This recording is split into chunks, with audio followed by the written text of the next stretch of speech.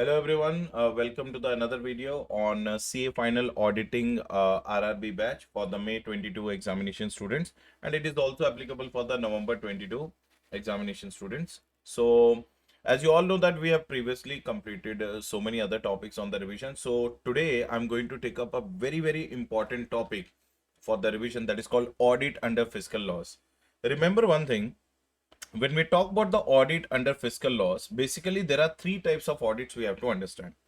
First, it is the public trust audit. What is the first audit? That is the public trust audit, right or not? Second audit which we have to understand, that is called tax audit. That is 3CA, 3CB or 3CD form. Are you getting the point? 3CA, 3CB and 3CD form, and along with that some other provisions also we are going to understand. So basically in this particular chapter there are two major audits which have been talked about. One is the tax audit and one is the public trust audit. So without any further delay, let us understand this topic called audit under fiscal laws. Now what is the first audit we are going to talk about? The first audit we are going to talk about is the audit of public trust. So section number 12A audit it is. So what is the name of the audit? Audit of public trust, section number 12A. Now remember one thing, public trust need not get their books of accounts and financial statements audited if they do not have an income, exceeding the basic exemption limit. So if their income does not exceed the basic exemption limit, but remember one thing, which income? That income which is without taking section 11 and section 12 ka exemptions. Are you getting the point? Without taking section 11 and without taking section 12 ka assumptions, that income does not exceed the basic exemption limit. In that case, you need not get your books of accounts and financial statement audited. That is a condition number one.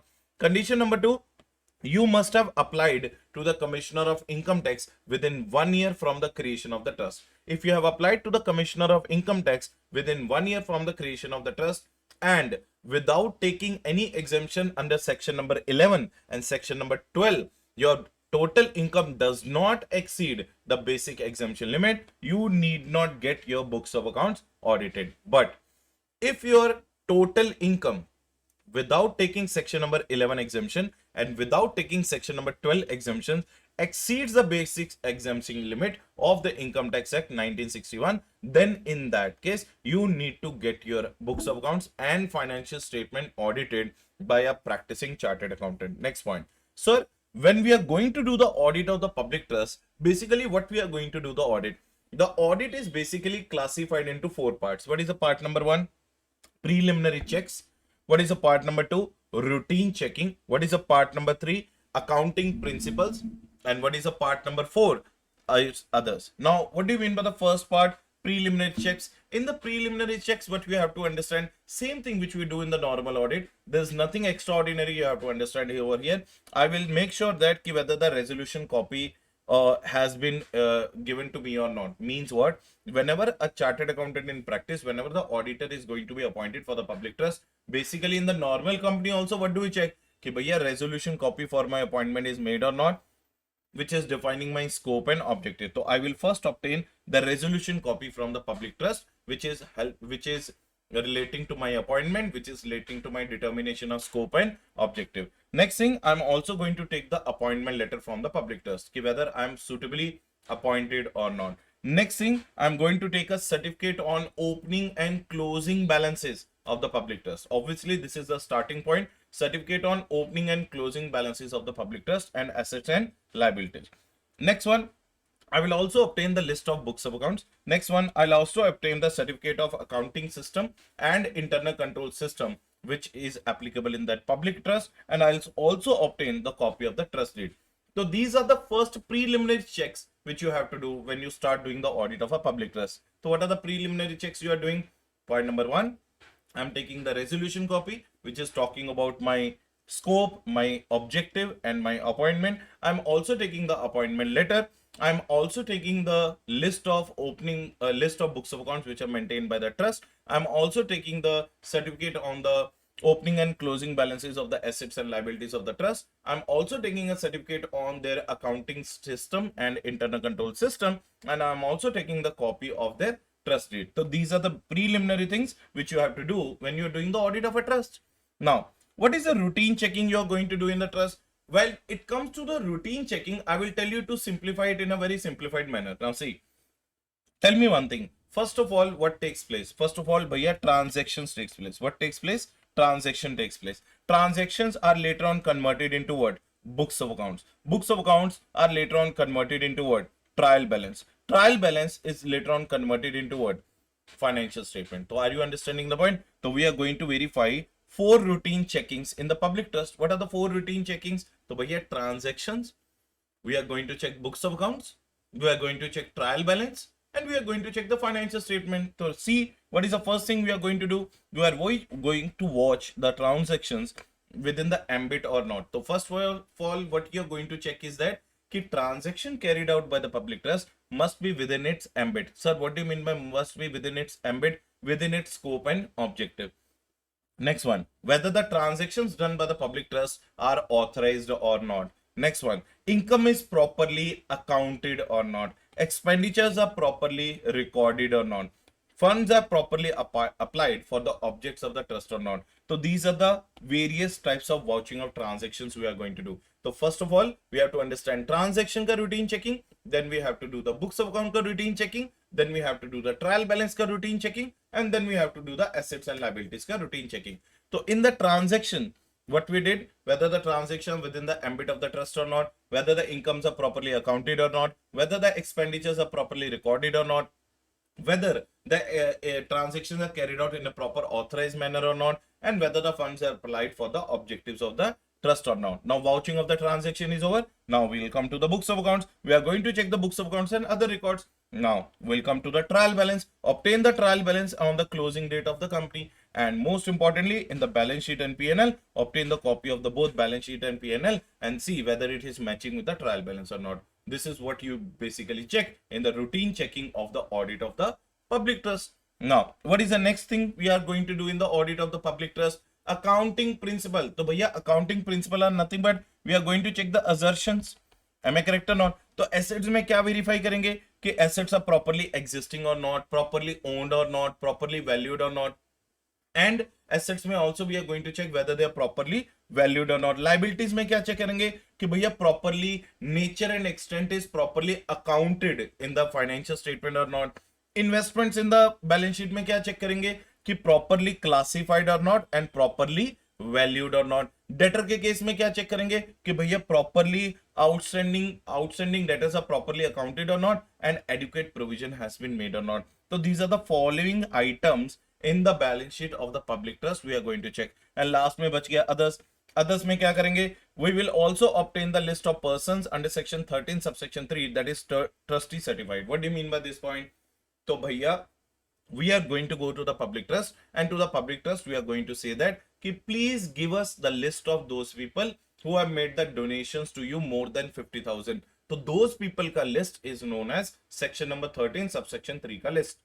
So we are going to take that list from the public trust, but make sure that that list must be certified by the trustee of that public trust. Next one, explanatory and supporting documents also we are going to check. Next one, if there is a no list under section 13 subsection 3 provided by the trustee, then make a note against the section number 1, section number 2 and section number 3. तो अगर आपको उन्होंने trust की list नहीं दी, if they are not provided you the list of those people which are covered under section number 13 subsection 3, then in that case you are going to make a note against the section number 2 and section number 3 and make sure that audit report of the public trust is always given in form number 10B. So this is what all about the audit of public trust. So हमने क्या पढ़ा sir? How to do the audit of public trust? First of all, the audit of public trust is covered in the section number 12 capital A. Now, a public trust need not get its books of accounts and financial statement audited if the total income without taking the exemption under section 11 and under section 12 is not exceeding the basic exemption limit. But at the same point of time, you have to make sure that you have already made the application to the Commissioner of Income Tax within the 1 year of its creation. What is the audit program? Basically, we designed to do the audit of the public trust. There are total 4 things we are going to check. Preliminary checks we are going to do. Then we are going to do routine checking. We are going to check the accounting principles and we are going to check the others. Preliminary checks में क्या करेंगे? I'll obtain the resolution copy which is defining my appointment, which is defining my objective, which is defining my scope. फिर उनसे appointment letter also I'll take. I will also take the certificate on the opening and closing balances. I will also take the list of the books of accounts they are maintaining. I will also take the certificate on their accounting system and internal control system. And at the same point of time, I will take the certificate, or I will take the copy of their trust deed. So from the copy of the trust deed, you will come to know about the various terms and conditions within which that trust is being created. Next point. Next routine checking में what we are going to do, we are going to first verify the transactions, then we'll verify the books of accounts, then we'll verify the trial balance, then we'll verify the financial statement. तो पहले transaction में क्या check करेंगे कि भैया transaction must be within the ambit of the trust. What are the second thing we are going to check कि transaction must be authorised. What are the third thing we are going to check? Incomes are properly accounted. What are the fourth things we are going to check? Funds are properly applied within the objects of the trust. Point number 5, expenses are properly accounted and recorded. Next point, transactions are over. Next, books of accounts. Books of accounts में what we are going to check? In the books of accounts, we are going to check whether the proper books of accounts are maintained or not, and we'll check the other records. उसके बाद trial balance में, well, we will take the trial balance on the balance sheet date, and with the trial balance, we'll match their financial statement, whether the financial statement are in agreement with the trial balance or not. Next thing, accounting principle में what we are going to check? Assets में we are going to check existence, ownership and valuation is being properly carried out or not. Basically, testing of assertions. Liabilities में we are going to check whether liabilities are properly accounted, properly nature and extent is properly defined or not. Investments में what we are going to check? Properly classified and properly valued. Debtors में what we are going to check? Account outstanding balances of the debtors are properly accounted and the provision for doubtful debt is made. Next one. We are going to obtain the list of the persons under section 13 subsection 3. If they will give the list, it is well and filed, but make sure that the list which is provided by them should be trustee certified. If they do not give you the list, then make a note against the section number 2 and section number 3. And most importantly, also check their various explanatory and documentary evidences. And audit report of the public trust is required to be given in form number 10B. So these are the various things you have to do while doing the audit of a public trust. And at the same point of time, this is the one MCQ question which they may ask you relating to audit form of the public trust. I hope all of you understood. Yes or no? Yes. Now, the next audit we are going to do, audit of the accounts with respect to section number 35D and 35E. First of all, this is a very small audit. This is a very small section given somewhere in your ICA notebook. Now, what do you mean by section 35D? Section 35D बोलता है preliminary expenditures के ऊपर. Those preliminary expenditures which the company has incurred before commencement of its business. Now, what is section 35E? It talks about those companies which are involved in the extraction of minerals and all. Right or not? Now see, what is 35D? 35 talks about the preliminary expenditures which the company has incurred before the commencement of business activity, allowed to be amortized when the business is commenced. So, matlab, if you have incurred any preliminary expenditure before the commencement of the business, then in that case, you are allowed to amortize these expenditures once the business is commenced. Now, what is section number 35E? Section number 35E relating to the entities which are involved in the extraction of oils, minerals, and various other products from the mining activity. Manner in which the deduction are allowed on the expenditure on operations relating to certain specified minerals. So, inko jo whatever the expansion, whatever the deductions they get, that is dependent upon the what kind of minerals they are extracting. But there is nothing relevant in this whole section number 35D and section number 35E. There is only one thing relevant you have to understand, that they are going to get audited under the audit report form number 3AE. What is the form number, everyone? 3AE. So tell me the audit report form number of the public trust. The audit report form number of the public trust is section 10B. Are you getting? Sorry, form number 10B. And audit report form number for the section 35D and 35E ka company is 3AE. Is it clear, everyone? Now we are going to expend, or we are going to spend almost the next 1 hour on this section number 44AB co audit. Now, what do you mean by section number 44AB co audit? It is known as tax audit. Before moving into the form number 3CA, 3CB and 3CD, there are so many other things also in the section number 44AB tax audit you have to understand. I know that You might be aware about all the provisions relating to section number 44AB, but today I'm going to tell you something new about the section number 44AB. Some things I will tell you new about the section number 44AB, which you might not have heard earlier. Now see, now first of all section number 44AB क्या बोलता है? क्या बोलता है कि भैया if you are a business, if you are doing a business and your sales or gross revenue or gross turnover exceeds 1 crore rupees, अगर आपका gross receipts or gross turnover exceeds 1 crore rupees, then in that case, and you are doing a business, then in that case tax audit under section 44AB will become what? Compulsory. So are you understanding the point? So if you are doing a business and your gross turnover or the gross receipt exceeds more than 1 crore, then in that case tax audit is compulsory. But what is a recent amendment? Recent amendment में क्या हुआ? Income Tax Act 1961 has increased this 1 crore limit to 10 crore limit. मतलब now your tax audit will only happen when your gross turnover exceeds 10 crore. But there is also one condition. What is the condition? Your 95%, minimum 95% of the transactions done under the business must be done through the banking channels. Only the maximum 5% of the transactions are carried out in the cash or other cash equivalent manner. Are you getting the point? If your maximum 5% of the transactions are done in the cash manner and 95% of the transaction of your total business are being carried out. Now, when I'm talking about the 95% and the 5%, I'm talking about the outflow and inflow. Both I'm talking about.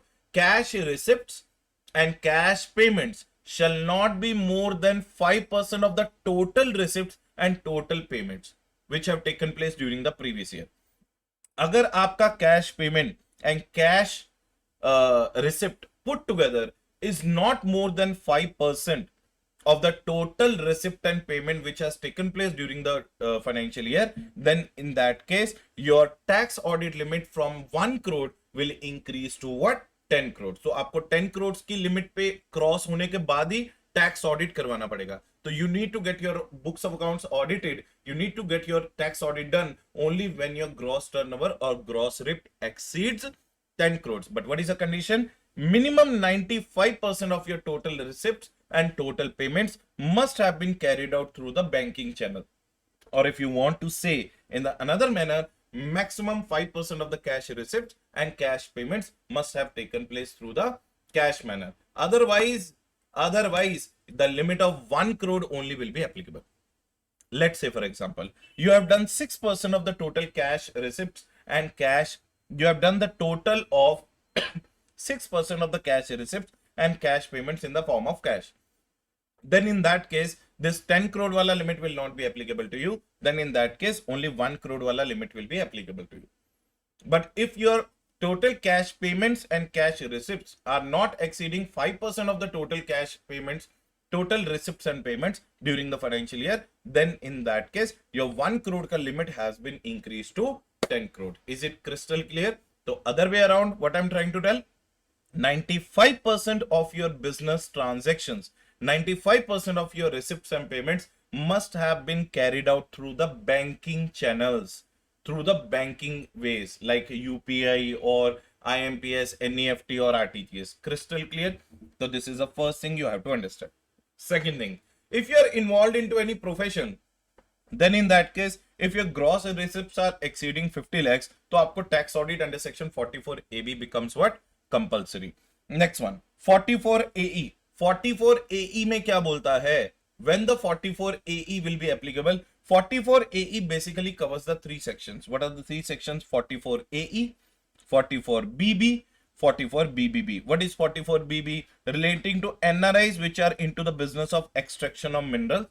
What is 44BBB? Relating to foreign company which is into the civil construction. Now see, इनको 44 under 44AB के अंदर audit कब करवाना है? If these sections में, if 44AE, 44BB, 44BBB में you are opting a presumptive scheme that is 8% or 6%, then 44AB audit is not required. 44AB audit is only required if you are declaring your income below if you are declaring your income below the presumed income, or if you're declaring your income below the deemed presumptive income, then only tax audit under section 44AB is required. So if you are covered under 44AE, if you are covered under 44BB, if you are covered under 44BBB, then in that case, if you are opting for the presumptive basis wala income ka criteria, then in that case you can continue with that. No audit under 44AB is required, but audit under 44AB is required when you are not following this criteria of presumptive income and you are declaring your income below the deemed presumptive income. Are you getting the point? Even if your turnover does not exceed 1 crore, then also 44AB audit is required. Say for example, your turnover is 80 lakhs and you are not opting the presumptive income, तो भैया income tax department क्या बोलता है कि 8% और 6% पे मामला settle कर दो. Do the settlement at the 8% or 6%. Tell us that your income is either 8% or 6%. But you are declaring that no, my income is less than 8% or 6%. Then the income tax department is saying you need to get your books of accounts and financial statement audited under tax audit. So तुम्हारा tax audit होगा. Are you getting the point? Even if your turnover does not exceed 1 crore. Did you all understand the very important point here? Yes. Now, if you are under section 44 ADA and if you claimed your income lower than the deemed income, then if the income is more than what? Basic exemption limit, then also you have to get your tax audit done. तो समझ में आ रहा sir? तो आपको tax audit कब करवाना पड़ेगा? In case you are under section 44 ADA and you are declaring the income lower than the deemed income, plus your income is more than the basic exemption limit, then in that case 44AB ka audit is going to take place. 44AD, very important. 44AD क्या बोलता है? 44AD is also talking about the presumptive income. Now 44AD says that if you have once opted for the presumptive income, you have to better opt it for continuously 5 years. If you are once opted for the presumptive income under 44AD, it's better you should continue for the next 5 years. But during those 5 years, if any year you are not following the presumptive income criteria, you are declaring the income below the presumptive income, then in that case, for the next 5 years, you cannot follow the presumptive income under section 44AD criteria again. Are you getting the point or not? What I'm trying to tell that 44AD ka criteria you have to opt for 5 years. But in case during those 5 years you have declared the income, below the presumptive income and you have broken the chain of that 5 years, then income tax department says that we will not allow you to again follow 44AB for the next 5 years. So see what they're saying. If claimed in some years and then does not cover under 44AD, can't opt 44AD again for the next 5 years. तो भैया अगले 5 साल तक 44AD भूल जाओ. If you have once claimed the income less than the presumptive and your 44AB audit is done, you are not allowed to opt the 44AD for the next 5 years. Is it clear about the 44AE, 44ADA and 44AD? Yes or no? Yes. Now, tax audit under section 44AB not applicable to 44B and 44BBA. Now remember one thing, I'm not talking about the BB and BBB. BB and BBB pe it is applicable if you are not following the presumptive income wala criteria. Section 44AB ka audit, tax audit is not applicable on 44B and 44BBA. Now what is 44B and 44BBA? 44B talks about NRI doing the shipping business and 44BBA talks about aircraft business of an NRI. तो अगर NRI किसी shipping business में है और NRI किसी aircraft business में है and you are covered under section 44B and 44BBA, then 44AB का tax audit is not applicable to you. I can guarantee you these notes are going to be the best notes you can ever look at on the whole channels available on the platform. Are you getting the point? Make sure that you are downloading these notes, and especially these notes I'm going to put it below. Are you getting the point? If you really want to buy the notes of the other chapters, all the chapters which I have made the handwritten notes, almost 700 to 800 pages I have made the notes, handwritten notes like this only. If you really want, I will put the description below. You can contact that particular number and the notes will be made available to you. Obviously a minimal amount of some charge we are going to take for obtaining these notes. That is for your benefit and our benefit also, because it takes a lot of pain, lot of whatever hard work to make these kind of notes. So if you really are looking for these notes, you have to make a little bit of payment for these particular handwritten notes. But let me tell you one thing, these handwritten notes are not less than 100%. Everything is going to be covered in these handwritten notes. Is it clear up to this point? Yes sir, we are clear up to this point. Now 44AB also applies to individual HUF and partnership firm other than LLP. Does not apply to the commission income unless the turnover is greater than 1 crore. So what they are saying that 44AB individual के ऊपर भी apply होता है, HUF के ऊपर भी apply होता है, and partnership firm also gets covered other than LLP, and it does not apply to the commission income. It does not apply to the commission income unless the turnover exceeds 1 crore. If the turnover exceeds 1 crore, then in that case, this is going to be applicable. Then definitely in that case, this is going to be applicable. But normal commission income के case में 44AB tax audit is not at all applicable. Is it clear to all of you? Yes, sir. Next point. Those companies which have taken the special deductions under section 80 IA, IB, IC. Again repeating, those companies which have taken the special deduction under section 80 IA, 80 IB, 80 IC, then assessees claiming these deductions under section under these particular sections, on them 44AB is applicable. Already the tax audit is applicable. But remember one thing, if you are claiming the deduction under section 80 IA, IB, IC, then a separate additional audit report is also required to claim such deduction. Matlab, those companies which are following the section number, which are claiming the deduction under section number 80 IA, 80 IB, 80 IC, on them the tax audit is already applicable, but they also have to get the audit done separately to claim that 80 IA, IB, IC ka deduction. Did you all understand this point? Yes, very, very important. And why I wrote these points in this manner, so that you can understand this from the MCQ point of view also. So tax audit, audit under fiscal laws were so many MCQ. People, majorly focus upon the 44 clauses. I do agree with you.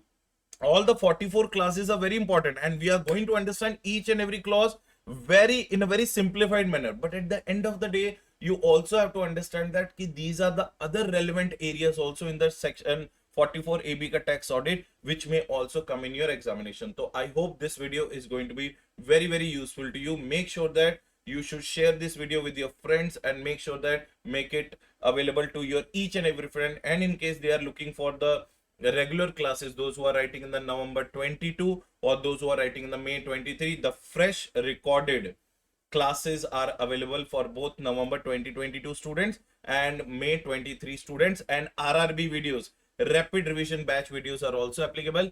The fresh full regular batch of 170 to 180 hours, where I'm going to provide you the 3 modules of the material, along with that 800 pages of handwritten materials, along with that 180 hours with 2 views I'm going to provide you at a very nominal fees. So I will also leave the contact number in the description. Make sure that you are approaching for the classes by dialing that number, and you will be getting the full information on those particular details.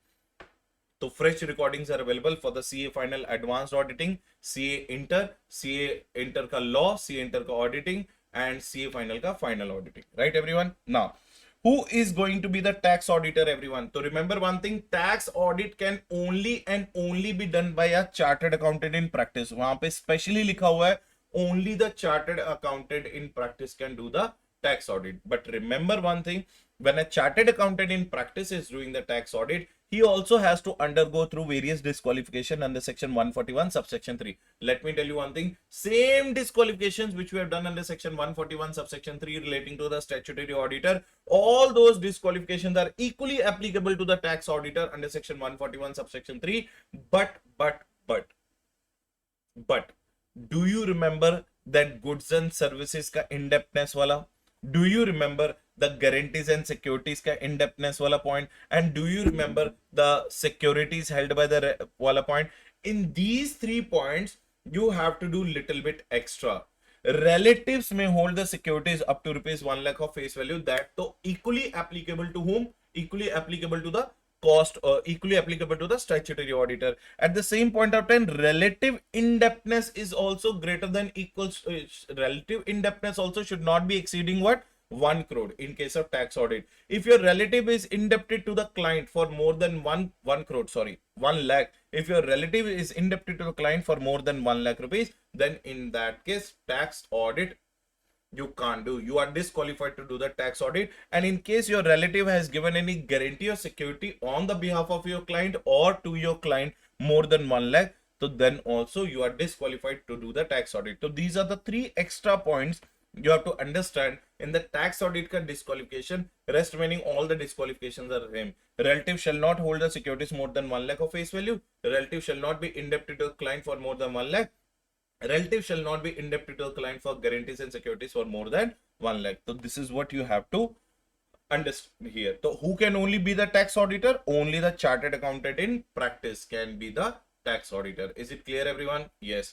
Now, internal auditor of the company can't be the tax auditor, but statutory auditor of the company can be a tax auditor. So remember, if you are an internal auditor in the company, you can't be the tax auditor, but if you are a statutory auditor of the company, you can be a tax auditor. On 99.99% of the cases, may we know that statutory auditor and tax auditor are going to be the same persons. Next one.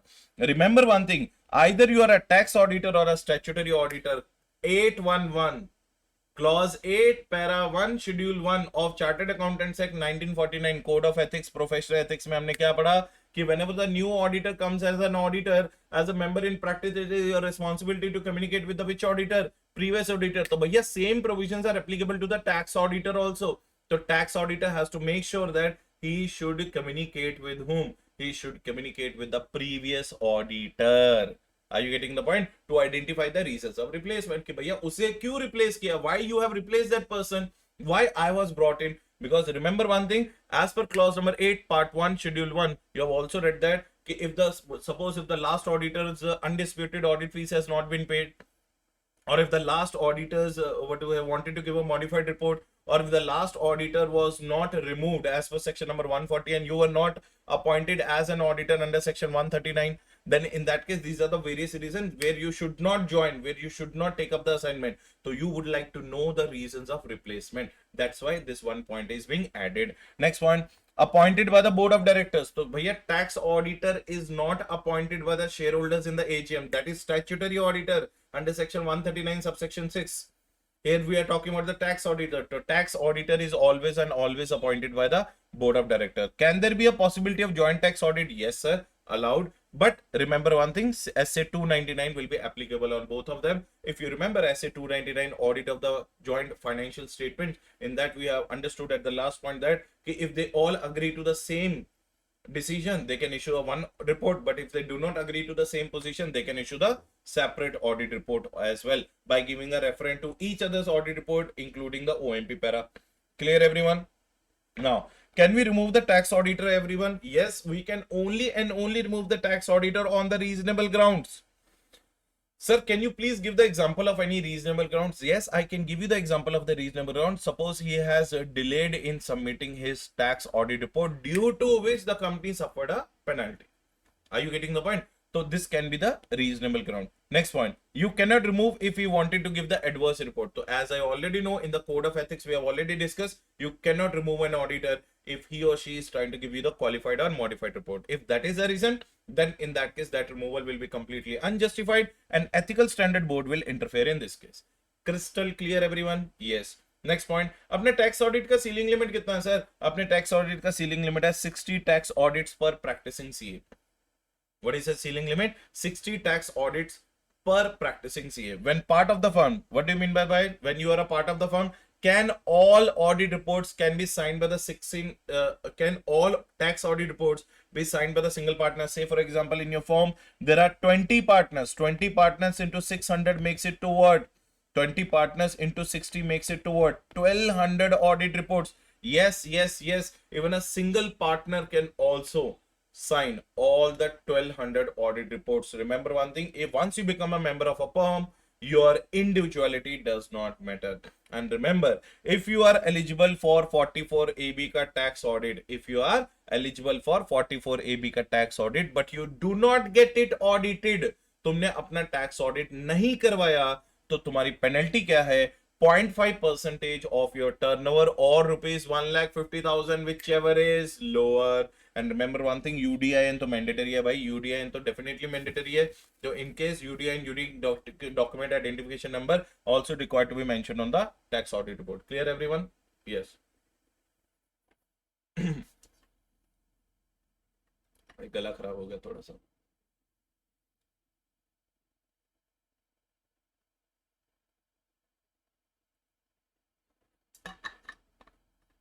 I hope all of you are understanding whatever the points I'm taking care here. Yes. फिर उसके बाद one question they also may ask you कि sir, what is the definition of turnover here? We have just now understood that turnover should exceed 1 crore, turnover should exceed, gross receipt should exceed 50 lakhs, all that point. So what is the definition of the turnover?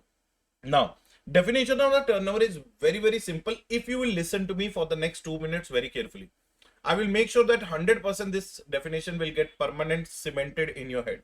Now, what is the definition of turnover? Remember one thing. If in the question you will find discount allowed point, which allowed point? Discount allowed point. Which allowed? Discount allowed point on the turnover. Make sure that if it is given in the sales invoice, अगर वो sales invoice के ऊपर mentioned है, if it is given in the sales invoice and what is written? Discount allowed, you have to subtract this particular thing from the turnover. Next thing, generally cash discounts we do not subtract, but as per the 44 AB का tax audit के purpose के लिए, make sure that if the cash discount allowed in cash memo or sales invoice, then it has to be deducted. Next point, turnover discount. Turnover discount you only have to deduct if you are seeing that ki turnover discount is very much equivalent to trade discount. So if it is equivalent to trade discount, then only you have to deduct. Next one, special rebate or discount. Special rebate or special discount also you have to deduct if it is in the nature of, again, which one? Trade discount. So remember one thing, if the discount allowed is given or if the cash discount is given, you have to check that it is should be mentioned on the sales invoice. Then only you are allowed to deduct. Otherwise, do not deduct it. Next point, you have to check that if it is a turnover discount or if it is a special rate or rebate or special discount, then in that case you have to check that in the nature of trade discount it is being provided. Next one, sales return. Sales return के case में remember one thing, it doesn't matter for which year sales they are getting returned. Say for example, the sales of 17-18 financial year is getting returned in 22-23 financial year. So remember one thing, in the 22-23 financial year ka, while calculating the turnover, you can deduct that sale. Are you getting the point? So sale of any year may belong to, it can be deducted. So what are the 5 things you have to deduct? Discount allowed you have to deduct if it is mentioned on the sales invoice. Cash discount you have to deduct if it is mentioned on the sales invoice. Turnover discount you have to deduct if it is in the nature of trade discount. Then special discount and special rebate you have to deduct if it is in the nature of the trade discount. Next one, sales return belonging to any year you have to deduct. Next one, special turnover. What do you mean by special turnover? Means what? If you have a turnover relating to sales of any shares, securities or fixed assets, it is not required to be considered in your turnover. अगर आपका cell of shares है, cell of securities और cell of fixed assets का turnover है, that turnover is not going to be added in the 44 AB का turnover. But if that shares, if that securities, if that fixed assets, you were holding it as a stock in trade, if you're holding these 3 things as what? Stock in trade, then in that case it will be treated as a turnover. Which turnover? Special turnover. Is it crystal clear to all of you? Yes or no? Yes. And in case of speculative business or speculative transaction, only the difference between the buying and selling price is going to be treated as your turnover. Did you all understand the point? Only the difference between buying and selling price is going to be treated as a turnover. Total selling price will not be treated as a turnover. Only the difference between the buying and selling price is going to be treated as a turnover. Now, in the DT, you might have heard about ICDS. What is ICDS? Income Computation and Disclosure Standards. I hope you all know Income Computation and Disclosure Standards. They are total 10 in number. ICDS 1, 2, 3, 4, 5, 6, 7, 8, 9, 10. Am I clear or not? Remember one thing. ICDS may you only have to remember these two sections. 145 subsection 1 and 145 subsection 2. 145 subsections 1. What does it say is that ICDS is only applicable to those incomes which are covered under PGBP head or which are covered under IFOS. What do you mean by IFOS? Income from other sources. Required in computation of income under the following heads only.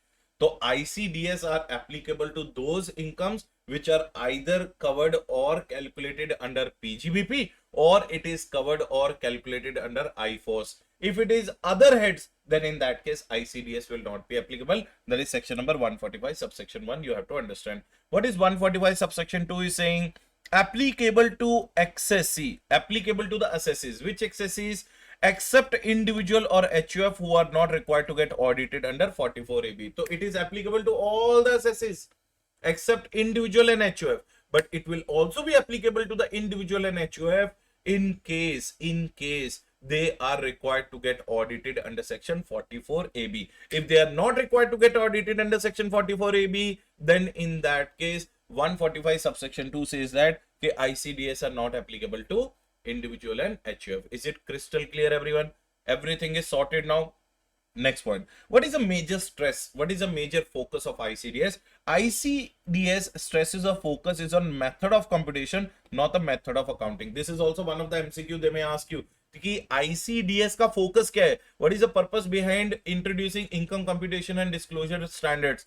The purpose behind that is to make sure that it is not talking about the method of accounting. It is talking about the method of computation. And which two heads computation are going to be considered? PGBP and IFOS, income from other sources. Rest, nothing else you have to understand about the ICDS, because you have already covered that in detail. 1, 2, 3, 4, 5, 6, 7, 8, 9, 10 in your direct taxes. Is it clear? So up to this, whatever we have done, that is called the MCQ part. That is called the very, very important part relating to audit under the fiscal laws. Is it clear, everyone? Yes or no? Is it clear, everyone? 100% clear? Yes or no? Yes. So this is what brings an end to your ICDS. Clear, everyone? Now, अभी अपना main tax audit report start होगा. What is our main tax audit report? In the main tax audit report, what do we see? 3CA, 3CB, and 3CD. Now the question arises, sir, when the 3CA and 3CD form is required, when the 3CB and 3CD form is required. Remember one thing, 3CA and 3CD form is required in the tax audit report if your entity is liable to get audited under any other statute. If it is not liable to get audited under any other statute, then 3CB and 3CD will be applicable. So 3CA and 3CD will be applicable when the taxpayer is carrying on any business or profession and already got his accounts audited under any other law. But if the taxpayer is not getting any books of accounts or financial statement audited under any other law, then in that case 3CB and 3CD will be there. Now look at the major point here. 3CA mein we are going to attach statutory auditor's report. Why? Because statutory auditor has already done the audit. So that statutory auditor report we are going to attach with the 3CA. And 3CD too, you all know that various 44 clauses ka certification of facts. 3CB is required when everyone, 3CB is required when the taxpayer does not get its books of accounts or financial statement audited under any other law. It means in the 3CB, tax auditor only has to do the statutory audit as well as the tax audit. What is the meaning of 3CB? 3CB means that tax auditor now will do the two assignments. He will only do the statutory audit and he will only do the tax audit, because the audit is this taxpayer has not got it audited under any other law. So there is no available audit report which we can attach like in the 3CA. So in the 3CA we can attach the statutory audit report, but that is not available here na. Why? Because in the 3CB the taxpayer did not get it audited under any other law. When he did not get it audited under any other law, it means what? It means कि 3CB में tax auditor has to do the statutory audit also as well as the tax audit also. Is it crystal clear to all of you? Yes. Now, sir, 3CA क्या है? 3CA is simply a audit report. Sir, 3CB क्या है? 3CB is also an audit report, but here the tax auditor does that audit. Are you getting the point? But in the 3CA के case में, we can attach the statutory auditors का report. That is what the meaning of 3CA and 3CB. और sir, 3CD क्या है? Most of the people say that कि 3CD is a separate audit report. No, 3CD is an annexure to 3CA and 3CB. So 3CA and 3CB are the audit reports where the truthness and fairness will be talked about. Whereas the 3CD is a certification of the facts wala report. Therefore, the words used are true and correct instead of true and fair. So what are the words we use in 3C and 3CB? True and fair. What are the words we use in 3CB? True and correct. And remember, it is an annexure. This is required to be attached with the 3CA and required to be attached with the 3CB. It is not a separate audit report. Like Caro is not a separate audit report. Same way, this is also not a separate audit report. Is it clear, everyone? Yes or no? Crystal clear to all of you? Yes or no? Yes. So, next one. Along with the 3CA, attach the copy of audited financial statement and audit report given by the statutory auditor. Right or not? Now, listen to this point very, very, very, very carefully. Now see. In case of more than one business, if the tax auditor is called upon to give his report only in respect of one or more business, and the books of accounts of the other business are not produced, the tax auditor shall mention the fact that audit has not been conducted for those books of accounts which had not been produced. Let's say, for example, भैया मेरे 3 business थे, business A, business B, business C. So this taxpayer has appointed me for doing the audit of A and B only. So he did not produce me the books of C. So when he did not appoint me for C business, when he did not produce me the books of the C business, then I have to mention that fact that my audit report is limited to what? My audit report is limited to tax audit of A business and tax audit of B business. My audit report does not include which business? C business, for which the books of accounts has not been produced to me. Is it clear, everyone? Yes. But while checking the financial statements, if I find out that C business is also included in such financial statements for which books of accounts are not produced to the tax auditor, in that case I will qualify my 3CB report. Are you getting the point? I will qualify my 3CB report. So are you understanding the point? If A, B and C businesses are there, he only appointed me for A and B business. So I will mention in my tax audit report that my tax audit report is limited to the A and B business only, because C business ka books of accounts have not been produced to me. Then why should I give the opinion? Why should I give the truthness and correctness opinion on that particular C business? But while checking the financial statement, if you come to know that this taxpayer is doing some gadbad, is this taxpayer is trying to do some fishy activity by not giving you the books of accounts of C, but in the financial statement C's turnover is also included, then in that case you will simply going to qualify your audit report, that is disclaim your audit report accordingly in the form number 3CB. Did you all understand this point very carefully? Yes or no? Yes, sir.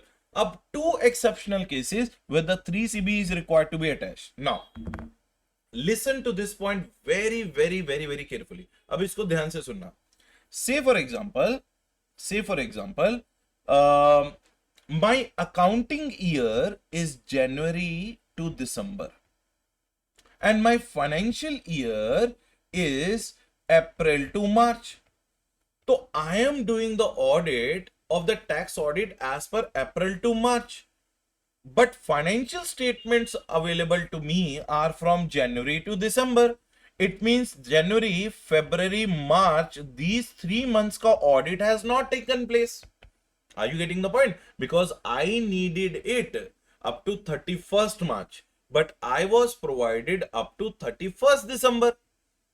So 3 months ka audit is not done. So when the 3 months ka audit is not done, when the statutory audit is not done, there is one point coming to my mind. Therefore, tax auditor only has to do the statutory audit as well as the tax audit. So iska matlab, in this case, even though its audit is done from Jan to December, even though the statutory audit is done from Jan to December, generally 3CA is required, but here tax auditor will file 3CB. Sir, why 3CB? क्योंकि भैया January, February and March का audit tax auditor has to do, because accounting year is getting ended on 31/12 and financial year is getting ended on 31/3. So suppose 31/12/2021 तक का audit is already done, but tax audit तो 31/3/2022 का होगा ना. So it means January month, February month and March month का audit is not taken place. But sir, December तक तो audit हो गया ना, but that is incomplete audit ना. Jan, February, March का audit तो we have to do. So it means instead of 3CA in that case, I have to give what? 3CB in this case. Are you understanding my point? Yes or no? So 3CB is specially required in this case in place of what? 3CA. Did you all understand the point? Very, very important point, everyone. Very important. Clear, everyone? Achha, there is another case where the 3CB is required. Say for example, statutory auditor was doing the audit. Abhi statutory audit will be completed, then only the tax audit can be done or not. Do you all agree with me? First, what audit takes place? Statutory audit. Then what audit takes place? Tax audit. So, bhaiya, if the statutory audit is done, then only the tax audit will be applicable. Yes, sir, you are saying 100% correct. So, if the statutory audit is not yet completed and statutory auditor is saying, bhaiya, mereko 2-3 months aur lagenge, I will not be able to complete the statutory audit on time. So, but as a tax auditor, you have a deadline. As a tax auditor, you to have a deadline. You have to complete your audit on time. So, bhaiya, you are going to take the responsibility of doing the statutory audit plus tax audit, because you to have to complete the audit on time na. तो statutory auditor ने तो बोल दिया phone करके, sir मेरे को तो 2-3 months extra लगेंगे, अगर आपको audit करना है तो कर लो. तो I will do the statutory audit and I will do the tax audit. And when the tax auditor does the both statutory audit and tax audit, so instead of 3CA, we will give 3CB form number. Did you get the point? So these are the two cases where the 3CB is required to be given specifically. Did you get the point? Yes. Next point. So what if the tax auditor is different from the statutory auditor? अगर tax auditor is different from the statutory auditor, तो SA 600 का compliance आएगा. Very simple. Using the work of the another auditor. Cross reference. तो भैया where the two clauses are talking on the same subject, mention the cross referred clause here. What do you mean by that? कि suppose say for example total 44 clauses है tax audit 3CD report में. Suppose clause number 17 में there is something and clause number 44 में there is something. So they are talking about the same thing but at the two different places. So while reporting under clause number 17, we'll mention the clause number 44, and while reporting the clause number 44, we'll mention the clause number 17. Are you getting the point? So if the two clauses are talking about the same subject matter, mention the cross reference clauses there. Did you get the point? Difference in opinion between difference in opinion between tax auditor and assessee. अगर tax auditor और assessee की opinion match नहीं होते तो tax auditor को क्या करना है? तो income tax act 1961 says that कि auditor shall state both the point of views and let the authority decide who is right. Auditor will not only mention his point of view, he will write both the points of view and let the authority decide who is right. Next point, clause not applicable. अगर कोई भी clause applicable नहीं होता तो make sure that you use the word not applicable there in the 3CD form. If no particular clause is applicable to that entity, use the word NA over there. Next one, applicable law. Audit is to be done as per the relevant year applicable law, even though the form of audit report is not amended. So even though the form of the audit report is relating to previous law or previous year, but this year so many amendments have come. But remember one thing, just because the form is not updated, it doesn't mean that you will not do the audit in an updated way. You will do the audit only and only in a which way? Updated way. Is it clear, everyone? Yes or no? Yes. Missing information. What do you mean by information is missing? In case of the missing information, auditor shall not withhold the total audit, rather qualify his report and proceed. So yeah, there is one information which is not available to me. There is one information which I was looking for, but that information is not available to me. So in that case, what should I do? In that case, what should I do? In that case, क्या करेंगे? In that case, हम लोग अपनी report को qualify कर देंगे. We will not wait for that information to come. We are not allowed to wait, or we are not allowed to withhold the total audit just because that information is not available. हम लोग उसे qualify कर देंगे and we will proceed further. Clear, everyone? Next one, judicial pronouncement. Wherever the tax auditor is making the use of any judicial pronouncement, so it is his responsibility to include that and mention the fact that कि भैया I have taken the help of judicial pronouncements. भैया I can guarantee कि minimum 3 to 4 marks are going to come from this 1 hour भी नहीं, exactly 57 minutes का discussion which we had just now so far. From this discussion, you will definitely get minimum 3 to 4 marks. So it's not always about the clauses, it's sometimes about other than clauses also. So I hope I justified your revision in this audit under the fiscal law so far, right, everyone? So let me take a break of 1 minute and we'll continue. Okay, chalo, let's continue, everyone. Now, clauses of 3CD, everyone. So clauses of 3CD, first of all, you have to understand that it is not a separate audit report. It is not a separate audit report. It is just an annexure to your 3CA and 3CB. And remember, it is not at all an audit report. It's a statement of certification of facts. तो यहाँ पे हम लोग truthness and fairness नहीं लिखेंगे. We are going to use a word called true and fair. तो clause 3CD में total 44 clauses are there. How many clauses are there? 44 clauses are there, right, everyone? So clause number 1 क्या है भाई? Clause number 1 is talking about the name of the assessee. What is the clause number 1? Clause number 1 is talking about the name of the assessee, and that name which should be provided as per the PAN allotted to that assessee. What is clause number 2? Clause number 2 talks about the address of the assessee. That address which you have filed with the income tax department, which you have communicated to the department, that address of the assessee is to be given. Clause number 3 talks about your PAN number. What is PAN number? Permanent account number, which is allotted to you by the income tax authority. So first वाला clause होगा name of assessee, second हो गया address of the assessee, third होगा permanent account number. Clause number 4 किसके बारे में है भाई? Clause number 4 किसके बारे में है? If you have got registered under any indirect taxation, अगर आपने indirect taxation के अंदर कोई registration करी है, if your assessee is liable to get registered under indirect taxes like GST, obtain the WRN on the same from the assessee कि you have got registered or not, obtain the registration certificate, and in case liable to pay the taxes but not registered, then modified your report. मतलब he is liable to pay the GST, but he has not yet got registered under the GST department or not get registered under the GST Act. So in that case, तो भैया modify तो करना पड़ेगा. You have to modify the opinion. Is it clear, everyone? To obtain the WRN on the same, obtain the indirect taxes का registration certificate. It can be import export, or it can be IEC code, or it can be GST registration. And finally, in case you are liable to pay, in case your assessee is liable to pay but he has not paid, then do modify the report. In case of pending issued certificates, no modifications, check online portal and returns. Let's say, for example, you are asking then, please give me your GST IN, GST registration number. But they are saying that, sir, so far GST certificate has not come. तो तो भैया just because certificate has not come, it doesn't mean that tax auditor will modify the report.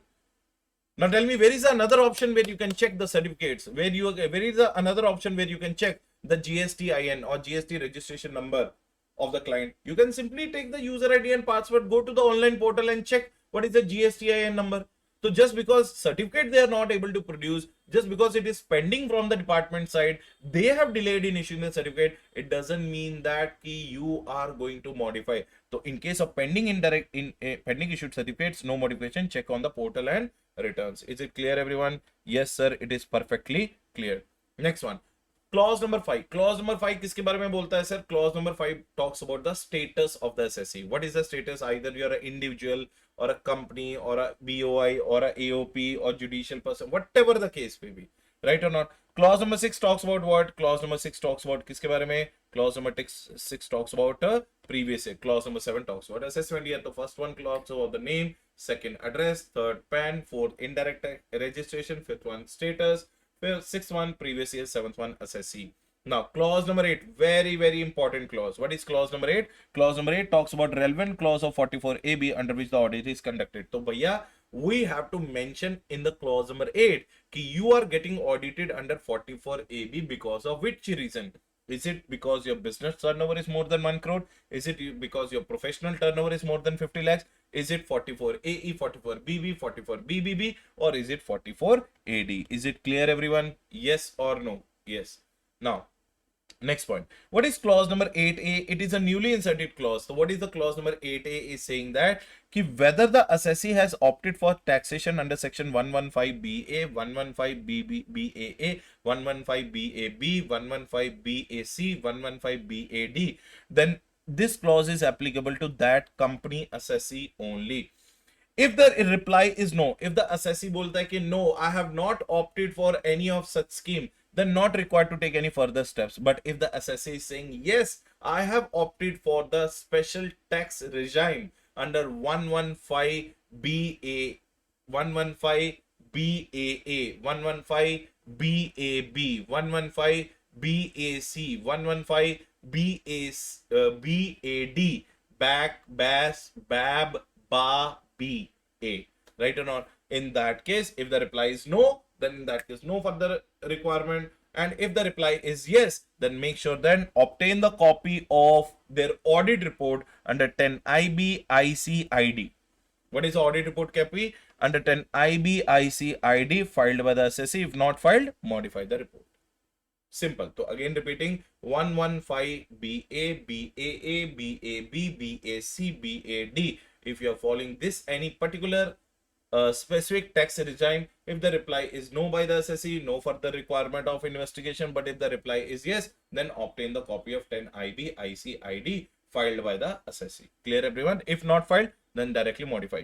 Clause number 9 talks about what? If the assessee is a partnership or AOP, अगर तुम्हारा assessee partnership firm है और AOP है, obtain the name of the partners and members of that partnership firm or AOP, and any changes in the member partners or profit sharing ratio, and obtain information on such changes. So obtain the name of your partners and members and profit sharing ratio, and if there is any change in their membership, if there is any change in the members, partners or profit sharing ratio, obtain the information on that changes. Clause number 10, nature of business. So bhaiya, how many types and how many number of businesses you are entered into, how many businesses and how many professions you are engaged into, any changes in such business or profession as compared to the last year. This is what clause number 10. Is it clear, everyone? So this is what up to clause number 10. So 10 gone, 34 to go, right? Next clause number 11. Clause number 11 किसके बारे में है भैया? Books of accounts के बारे में है. तो हमें 3 क्वेश्चंस कंपनी को पूछने हैं, हमें 3 क्वेश्चन एसएससी को पूछने हैं कि whether you maintain the books of account and where it is kept. Whether you maintain the books of accounts or where it is kept. What is the question number 2? Obtain the list of such books of accounts and number of places and areas where you have kept it. And if it is maintained in the computerized form, list of the books maintained in the computerized form, and how many you have examined and how many you have checked. So total 3 things we are going to ask here. But yet, do you maintain the proper books of accounts or not? Is saying yes. Where do you maintain it? Obtain the list of such books of accounts and obtain the list of those places where such books of accounts are being kept. If the books of accounts are maintained in the computerized form, obtain the list of all the books of accounts which he has maintained in the books computerized form, and also comment how many you have checked and how many you have examined. Next one. Clause number 12 किसके बारे में है? Clause number 12 talks about the presumptive income schemes. Which schemes, everyone? Presumptive income streams. Whether the P&L includes any profit and gain on presumptive basis from Section 44 AD, ADA, AE, AF, B, BB, BBA, BBB, amount of profit or loss debited to P&L account. If you are a presumptive income scheme holder assessee, whether your profit and loss account includes any profits and gains on the presumptive basis from 44 AD, ADA, AE, AF, B, BB, BBA, BBB, then the amount of profit or loss, how much is debited to P&L account. That information you have to give in the clause number 12. Superb. Yes, sir. Clause number 13 talks about the method of accounting. तो भैया तुम्हारा method of accounting क्या है? Which method of accounting you have applied? Any changes in the method of accounting as compared to the previous year? If yes, what is the impact of such change in the P&L account, and show the impact in increase in profit basis or decrease in the profit. Whether there is any adjustment to ICDS you have done. If the answer is yes, then in that case show the impact in the P&L statement, how much profit is increased and how much profit is decreased, and disclosure of the ICDS. The total 6 things you have to mention in the method of accounting. Point number 1, what is your method of accounting adopted by you? Any changes relating to previous year? Point number 3 mein, if the answer is yes, impact on P&L, decrease or increase in profit. Point number 4, did you make any modifications in ICDS? If yes, point number 5 mein, impact in the P&L, decrease in profit or increase in profit. And point number 6, disclosure of ICDS. The total 13 clauses are over. 25 to go. Oh, sorry, 35 to go. Next one. Sorry, 35 पे कहाँ हुआ है? 13 clauses are over. 31 to go. Right or not? 14 clause. What is the 14 clause? Method of valuation of the closing stock. So which method of the valuation of the closing stock you have adopted? Any changes with respect to section 145A? And if yes, then impact on profit, increase or decrease in profit. That is what. So what method of the closing stock valuation you have adopted? Any changes with respect to section 145A? Then if yes, then what is the impact of increase or decrease in the profit due to the change in the method of valuation of closing stock? Clause number 14 is also over.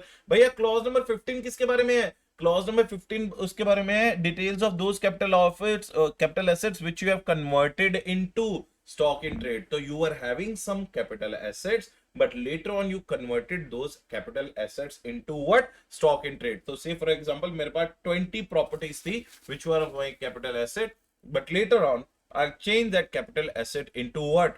Stock in trade. Now, description of those capital assets you have to give, date of acquisition of those capital assets you have to give, cost of acquisition you have to give, and amount at which it is converted into stock in trade. अब बताओ easy लग रहा है या बहुत easy लग रहा है?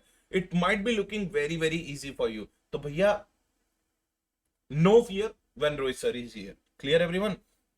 So clause number 15, details of the capital assets converted in stock in trade, description of capital assets, date of acquisition, cost of acquisition, and amount at which it is converted into stock in trade. Next point, clause number 16. Clause number 16 का इसके बारे में है, amounts not credited to P&L statement. तो भैया amounts not credited to P&L statement के बारे में, those amounts which should be credited to P&L statement but not credited to P&L statement, that can be 5 types of amount. What are those 5 types of amount? Items which are falling under section number 28 but you have not credited to P&L account. Credits, duty, drawbacks, refunds by the appropriate authority but you have not credited to P&L account. Escalation claims which are accepted as per the agreement but you are not credited to P&L account. Next one, any other items of income which you have not credited to P&L account. Capital receipts which you have received but you are not credited to P&L account. So if any of these 5 types of incomes which you have not credited to P&L account, please mention those details. Clause number 16 is over. Clause number 17, very important clause. Very important clause. Suppose you have sold some land and building as an assessee. You have sold some land and building below the stamp duty value which is considered by the government authorities. So government authorities have calculated some stamp duty value. You have sold your land and building below that stamp duty value, which is calculated by the state government authority and in compliance with section number 43 CA and section number 50 C. So what are the details you have to give? Details of such property, consideration received or accrued, value assessed or adopted, that is SDV, stamp duty value, whether provision of 43 CA and 56 subsection 2 clause 10 is being considered or not, applicability of 43 CA relating to second proviso and applicability of 56 subsection 2 clause 10 relating to fourth proviso. Did you add the point? Now, clause number 17, very easy everyone. If you have transferred any land or building below the which value? Below the standard stamp duty value, which is determined by the state government authorities in compliance with section number 43 CA and 50 C. So these four details you have to give: details, consideration, details of the property, consideration received or accrued, value assessed or adopted, whether provision of 43 CA and 56 to capital 10 is being followed or not. Particulars of depreciation allowable. Agar this clause is completely dedicated to depreciation. What is the description of assets and block of assets? What is the rate of depreciation you are putting? What is the actual cost of WDV? Now, actual cost of WDV, how you will calculate? Adjustment made to WDV under section 115 BAC BAD for the 21-25 21-22 assessment year only. Adjustment made to WDV or intangible assets due to what? Exclusion of what? Goodwill, and adjusted WDV. These are the three things you have to remember. So what are the three things? Adjustment to the WDV made due to 21-22 assessment year for 115 BAC and BAD. Adjustment made to the intangibles due to the exclusion of the goodwill, and adjusted WDV. Next one, what are the additions and deductions due to? What are the additions and deductions in the WDV due to Senvet rules, due to the changes in currency rates, and due to the subsidy grant or disbursement? Depreciation allowable and WDV at the end of the year. These are the total 6 informations you have to provide in relation to clause number 18. So क्या है? Description of block of assets. Second one, depreciation ka rate. Third one, WDV with the 3 adjustment points. Fourth one, additions or deletions due to what? Due to fluctuations in the foreign currency rates, due to the Senvet rules, due to the subsidy grant or disbursement, depreciation allowable, and WDV at the end of the year. Next one, clause number 19. Bhaiya, very huge clause. Amounts admissible under section. Amount admissible under section 32 AC, 32 AD, 32 AB, ABA, 3511I, 3511-2, 35112A, 35113, 3514, 352AA, 352AB, 35 ABB, AC, AD, CCA, CCB, CCC, CCD, 35D, 35DD, 35DA, and DE. So remember, 32 AC to 35E ka amounts which are admissible. Amount how much debited to P&L account, amounts admissible as per the provision of Act or rules. What you need to verify? If these amounts are debited to the P&L account, whether assessee was eligible to get the debit of these amounts or not, whether they are correctly computed or not, whether it fulfills all conditions to avail such a deduction or not. These are basically the deductions. 32 AC से लेके 35E तक deductions the client has taken and debited to P&L account. So as an auditor तुम्हें क्या check करना है कि whether these deductions are taken as per the provisions of the act and rules or not, whether assessee was eligible or not, whether calculation was done properly calculated or not, whether he fulfills all the conditions to get this availment of these deductions or not. Clause number 20. What is clause number 20? Any sum paid to the employee as a bonus or commission for the securities rendered. If you have paid any sum to the employee as a bonus or as a commission for the securities rendered, if you have paid the bonus, what you have to mention? Description of that person, bonus amount, expenses not considered as bonus, description and remarks, right? And if you have paid the commission, then voucher number, date, name of the employee, amount, description of the commission, basis of determination and remarks. And now 20 में A talks about anything paid, 20 में B talks about details of contribution received from the employees, from the various funds. What is the nature of the fund from which you have received the contribution? Sum received, due date of payment, actual amount paid, and the amount actual date of payment to the authority. जैसे say for example EPF, Provident Fund में we take the employee contribution and employer contribution. So how much employee contribution you have received in the EPF? How much is the sum received? What was the due date of payment? When you have actually paid to the IPF authority, and the actual date of payment to the authority. These are the various disclosures you have to make when you are receiving any kind of contribution from the employee. So A talks about making the payment of bonus and commission, and B talks about what? Contribution. Now clause number 21, तो भैया बहुत बड़ा clause है. Clause number 21 में इतने items हैं, तो what I did is I divided it into sub clauses.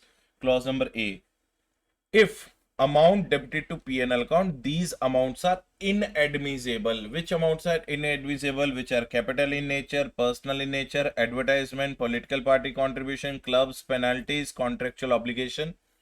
TDS inadmissible under section 40A, AIA, NRI, and payment details on which TDS not deducted and TDS deducted but not paid. So these are also inadmissible. This one is also inadmissible. Inadmissible under 40B, 40BA, interest, salary, bonus, commission, remuneration are inadmissible. 40A, cash more than 10,000. ये तो तुम्हें पता ही है. If you are making a cash payment for more than 10,000, then it's inadmissible. Whether made by the account pay check or not. If not, furnish the details of amount, name and PAN. And remember one thing, 10,000 का limit is relating to per person per transaction. जैसे say for example, on the 1st February you purchase from A 6,000. On the 6th February you purchase from A for 6,000. This 14,000 of cash payment you are making, that is allowed because these are two separate purchases. But suppose on the 1st February only you purchase for 14,000, for which the payment you made 6,000 one time and 8,000 one time, then it is disallowed. But if these are two separate purchases of 6,000 and 8,000, then it is allowed. Clear everyone? If both purchases are made on the 1st February, even though separate invoices, then in that case it is what? It is disallowed. So this 40A subsection 3 is relating to cash payment more than what? 10,000. So bhaiya, if it is made by account pay check, then details. If not, furnish then amount, name and PAN. More than 10,000 is not allowed. Next one. Gratuity provision not allowable. Contingent liability not allowable. Disallowed under section 14A, expenditures on incorporation which is not a part of total income. Now there is one residual part which I have kept, that is called others. What is others? Expenses prohibited by law, payment to opening creditors, contribution to unrecognized provident fund, employee fund, interest on capital borrowed. So these are the various things which are disallowed under clause number 21. Now clause number 22, interest to MSME. If the amount, if you have paid any interest, or payable any interest to the MSME, amount is inadmissible under section 23 of MSME, Micro, Small and Medium Enterprises Development Act 2006. Clear everyone?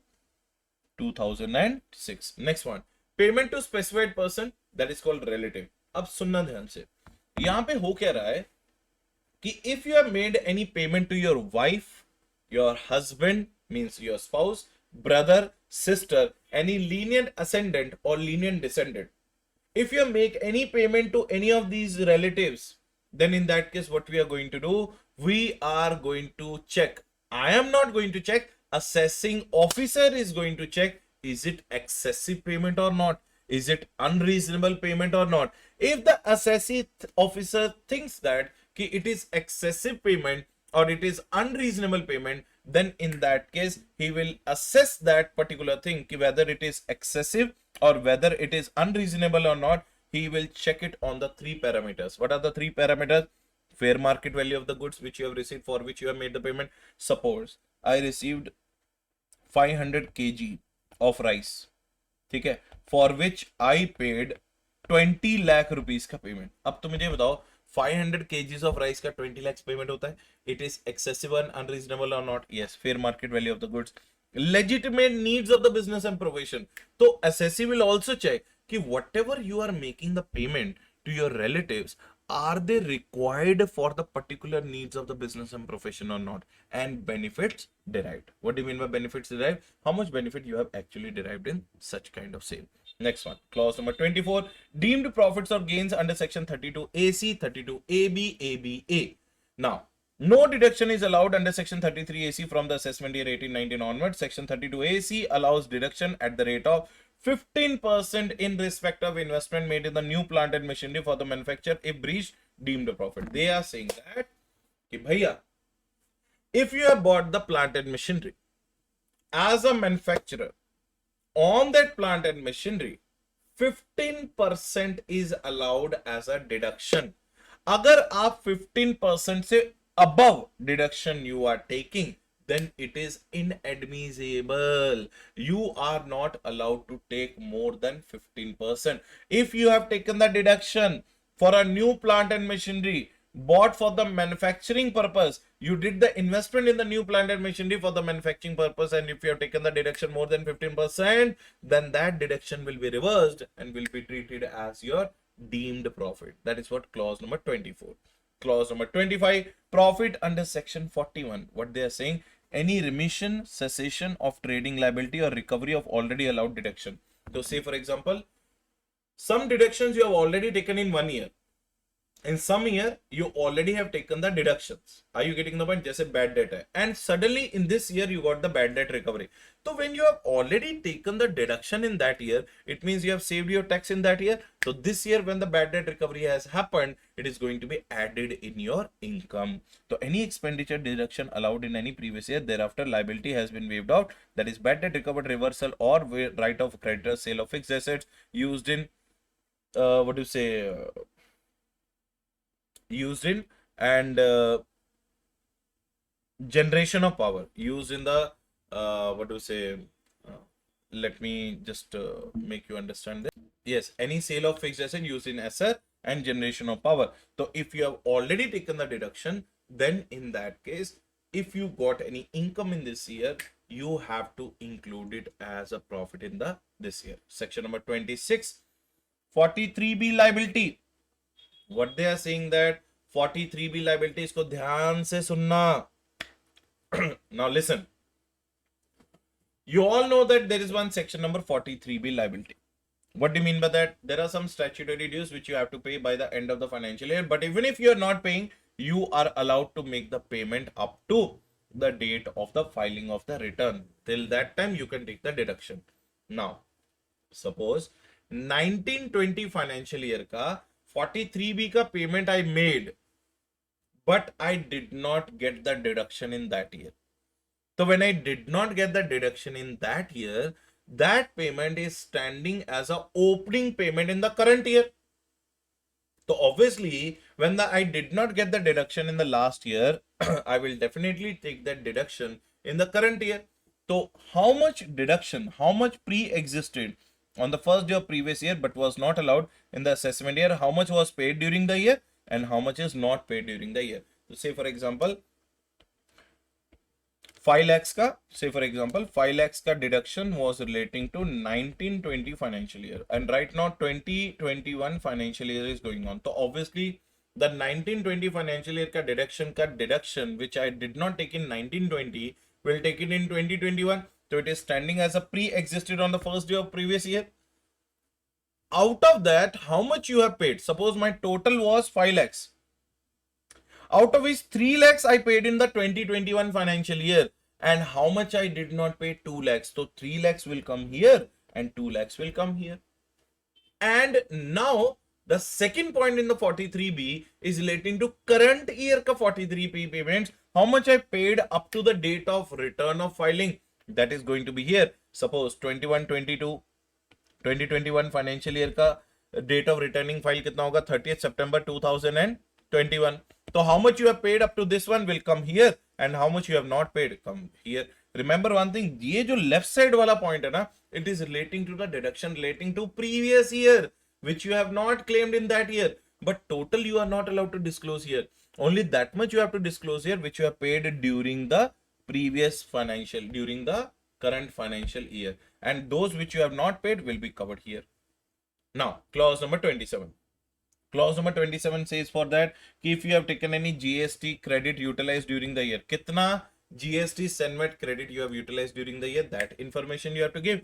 And prior period expenditures credited or debited not allowed unless the cash accounting. So remember one thing, if you have taken any prior period ka GST ka expenditure debited or credited, last year ka expenditure debited or credited, so if you have not claimed it last year, so this year generally not allowed. But if you are making the books of accounts on cash basis accounting, then in that case that deduction is allowed in current year as well. Is it clear to all of you? Yes or no? Yes. So it is allowed in the current year also. Next one. Point number 28. What is clause number 28? Shares without consideration, inadequate consideration covered under 56 taxable as IFOS. So they are saying that this particular clause has been eliminated from the portion. The clause number 28 is like you don't have to do. Now clause number 29, because it is already made ineffective. It was not applicable as it was made effective from the 1/6/2010 to 2017. So applicability of this clause is already over now. So there is no point of doing this clause. Nor I say will ask you this clause in the examination, right? Now clause number 29. तो भैया clause number 29 क्या बोल रहा है कि if you have issued the shares more than the FMV. What do you mean by more than FMV? Fair market value. Then whether the assessee received any contribution of the issue of the shares more than FMV or not. If yes, give the details. तो अगर आपने shares issue करे हैं which is more than fair market value, then you have to put the details here. And applicable to the companies, it is this clause is applicable to which companies who have issued the shares more than fair market value? Public is not financially or substantially interested and issued to the resident of India. So those public companies, those companies which have issued the shares more than fair market value and in which the public is not substantially interested and substantially invested and it is issued to the residents, then in that case issue price minus fair market value will be taxable in this clause. Clear everyone? Yes. Now section number, clause number 29A. Clause number 29A में two clauses are there. 56 subsection 2 clause 9, 56 subsection clause 10. 56 subsection clause 9 क्या बोलता है कि भैया if you have taken any advance for the capital asset, if you have taken any advance for the capital asset and you promise the party that ki, I will transfer this capital asset to you, but you have not done and you have forfeited the advance, then it is going to be disclosed in 29 capital A. So see, any advance forfeited taken in the course of negotiation for transfer of which asset? Capital asset, but the capital asset has not been transferred. If both the conditions are met, what is the condition number 1? Advance को forfeit भी कर लिया, you have forfeited the advance also and you have not transferred the capital asset also. If both the conditions are met, reported only in case of forfeiture, then whether any such amount forfeited, then such amount shall be chargeable under the IFRS and furnish the income and amount. They are saying that that advance will be treated as your income under income from the other sources, and as a tax auditor you have to furnish the amount and you have to furnish the income out there. Again repeating, what is section number 56 subsection 2 clause 9 is saying कि भैया you have taken any advance and you promise the other party that you will transfer the capital asset, but neither the capital asset is transferred and moreover you have forfeited the amount, then in that case that forfeited amount will be treated as your income. Clear? Now clause number 29B. Clause number 29B is very similar to clause number 17. Do you remember the clause number 17 where you have sold your land and building below, where you have sold your land and building below the stamp duty value? यहाँ पे क्या है? If you have bought any land and building, that was selling, it wasn't buying. If you have bought any land and building, if you have bought any land and building, then in that case this clause will be applicable. But let me tell you one thing. Suppose someone came and gave you the 50,000. Someone came and gave you the 70,000 rupees. Now tell me, did you sell anything for which the payment you received for 70,000 rupees? No. So someone suddenly came and gave you the income of 70,000 rupees. Now tell me, is it more than 50,000? Yes. Then in that case, it is going to be treated as your income. Now suppose you bought a movable property. You bought any movable property. Are you getting the point? Someone gifted his movable property to you. Someone gifted his movable property to you. whose fair market value is more than 50,000. Someone is gifted you a movable property. जैसे मेरा friend है, oh no, US shift हो गया, and while shifting the US he told me that भाई मेरा Ola scooter तू रख ले. Now Ola scooter का market value, if I'll sell that Ola scooter S1 Pro in the market today, so I'm going to face 75,000 rupees. Did I pay any money to my friend? No. But is this benefit more than 50,000? Yes. So it will be disclosed here. But if I have paid any benefit, if I paid any money, मैंने अपने friend को 10,000 दिया. I told him, भैया, I am Rohit Grover. I will not take anything for free. I will give you 10,000 for your Ola scooter. But I paid 10,000. What is the fair market value? 85,000. Let's say, for example, I paid 10,000. What is the fair market value? 85,000. So fair market value minus consideration which I paid, 75,000. So 75,000 is more than 50,000 na.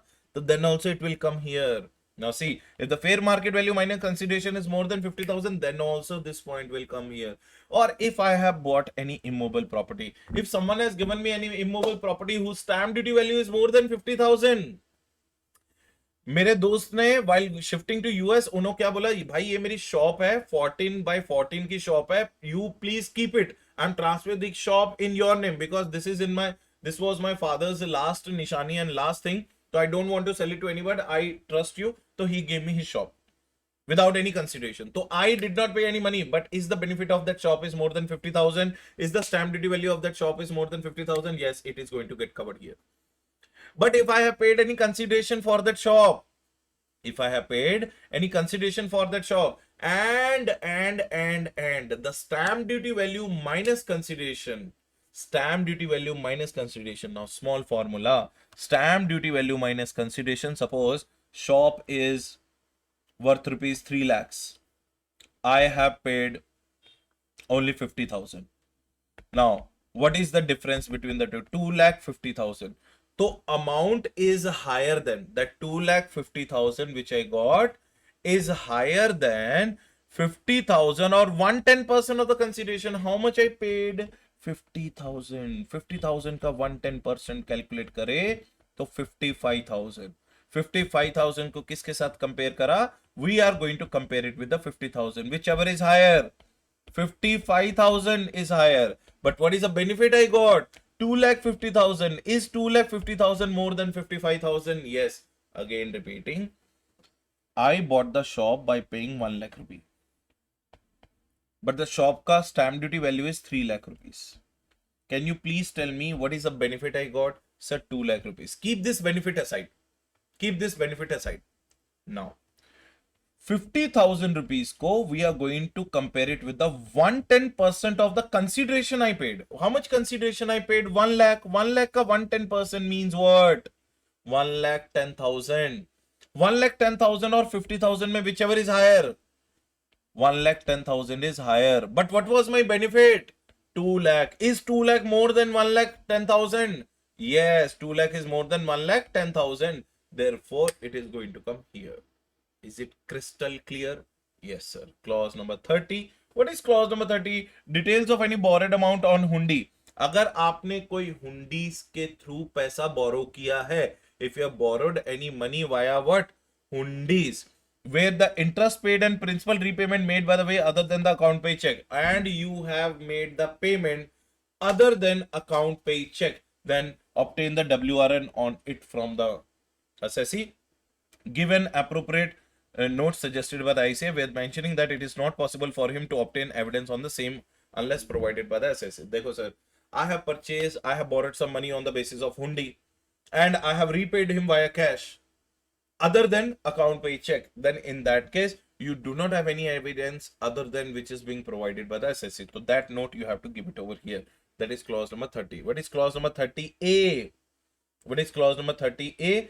क्या बोल रहा है? Whether any primary adjustment to transfer price under section 92 CE is being made. What they are saying, transfer pricing is basically relating to your DT topic. अगर आपने कोई transfer pricing में primary adjustment की है, if yes, under which clause of 92E1 it was made, amount of the primary adjustment, whether excess amount available with the associate party has been repatriated to India or not. If yes on above, whether the excess amount applicable available with the associate party to be repatriated to India? If yes on above, whether repatriated within time. If no on the above, then the imputed interest on such excess money which is not repatriated shall be what? Provided. देखो sir क्या होता है 92 CE transfer pricing में, if you have done any primary adjustment,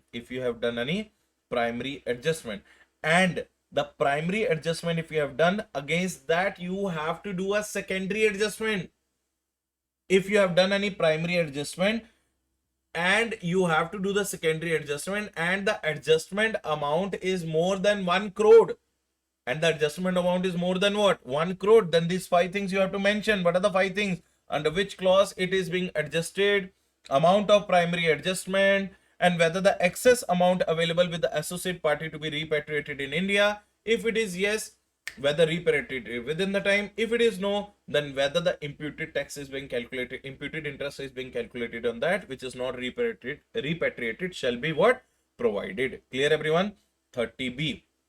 30B is relating to 94B, where the interest payment incurred on the amount is exceeding 1 crore rupees. So bhaiya, you are liable to pay an interest, and your interest expenditure is more than 1 crore rupees under section 94B. Furnish the amount of expenditure by the interest. Furnish the amount of expenditure by the interest. Next one, EBITDA, right or not? And if it is more than 30% of what? EBITDA. Now listen to this point very, very carefully. What I'm saying, listen to this point very, very carefully. Now see, if under 94B, you are liable to make payment of any interest of more than 1 crore rupees, then what is the amount of expenditure by the interest? What is the EBITDA of the? EBITDA means earnings before interest, tax and depreciation, right? And if that amount which you are liable to pay is more than 30% of the EBITDA, details of internet expenditure balance forward and details of internet interest expenditure carried forward. Clear everyone? Yes or no? So whatever these clauses are there, now you have to make sure that you have to little bit mug up also, right? Whether the assessee entered into any impermissible avoidance agreement under section 96. If yes, what is the nature of that agreement and what is the amount of tax benefit he is going to get, right? Now, with that, our 30 clauses are over and we are only left with the 14 clauses. So, bhaiya, this clause, this 31AB clause is very, very important. So, first of all, to understand 31 May, there are so many other things you have to understand here. Now, see, section number 269 SS. Very simple. If you have received any particulars of the loan or deposit more than the limit specified under section 269 SS, which is 20,000. If you have received any deposit exceeding the limit specified under section 269 SS, तो भैया name and address and PAN, whether squared up or not, maximum amount outstanding, whether taken or accepted by the check or bank, whether same was taken by the account pay check or account pay DD or not, and what is the limit of that section 269 SS. Particulars, what is the point number B? Particulars of specified sum exceeding the limit specified under 269. So what is the difference between this point and this point is, here the amount is particulars of loan or deposit received. Here, what is the word used? Specified amount. What do you mean by specified sum? Amount related to transfer of immovable property.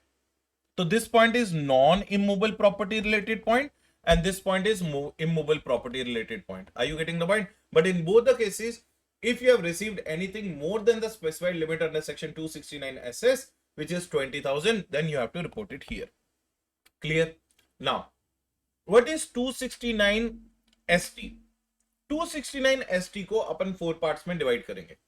BA, BB, BC, BD clauses है. BA, BB, BC, BD. BA and BB talks about receipt side. BA, BC and BD talks about the payment side. Now see, particulars of receipt exceeding 269 ST. 269 ST का limit कितना है? 2 lakh rupees. If you have received any amount exceeding 269 ST otherwise than by check bank draft or ECS. If you have received the amount otherwise than by, means other than bank draft, other than check or ECS, and the limit is limit is 2 lakhs. If you have received any amount more than 2 lakh rupees other than this check, bank draft or ECS, then it is to be reported under BA. Particulars of receipt exceeding 269 ST by check BD but otherwise other than account pay check. So here, so you are not receiving via check. Here you are receiving the payment via check, but it is other than account pay check or account pay DD. What is the difference you found? Here also you are receiving the amount more than 269 ST. Here also you are receiving the amount more than 269 ST.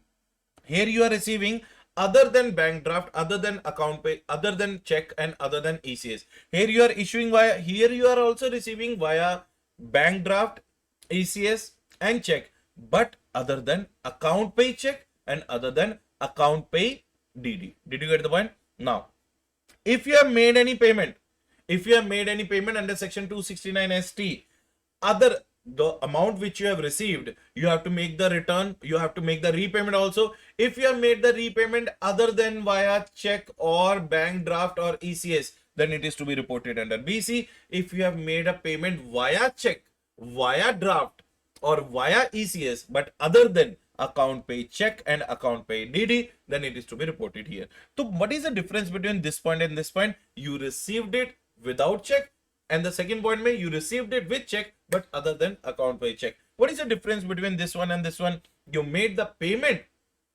other than check and you made the payment via check but other than account pay check. Clear everyone? Yes or no? This is the main point you have to remember. Otherwise this is something the ICAI is going to trouble you about. So 269 SS में क्या था? Any amount received more than the specified limit, which is 20,000. Any amount received as a specified amount more than the specified limit, then specified amount is relating to transfer relating to the immobile property, amount relating to the immobile property. 269 ST में 2 points are relating to receipt, 2 points are relating to payment.